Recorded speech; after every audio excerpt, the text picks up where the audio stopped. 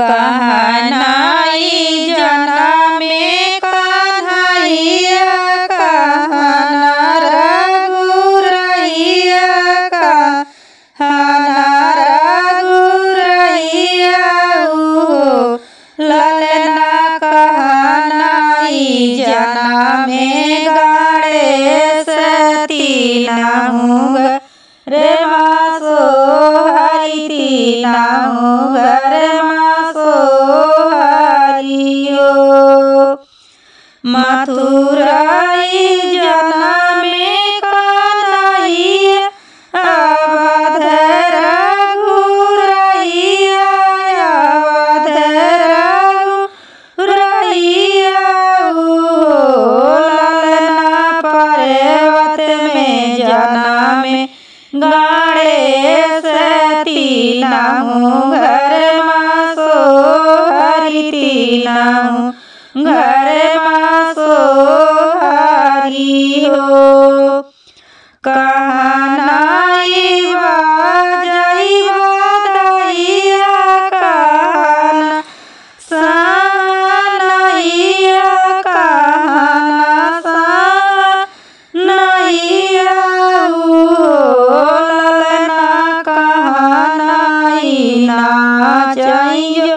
Guinea तीनहु घर मासो हरि तीनहु घर मासो हरियो मथुराई मत बाजई बधैया अवध सनैया अवध सनैया ललना पर्वत माना चाई जोगिनिया तीनहु घर मासो हरि तीनहु घर मासो हरियो के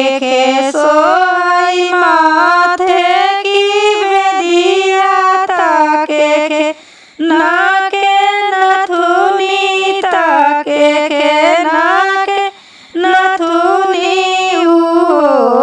आवे के सोई गालेनी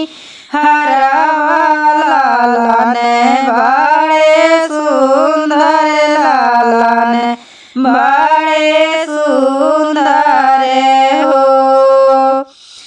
यशोदा के सोई माथे माँ बेदिया कौशल्या नाके नथुनी कौशल्या नाके नथुनी आवे गौरा जी के सोहाई गाले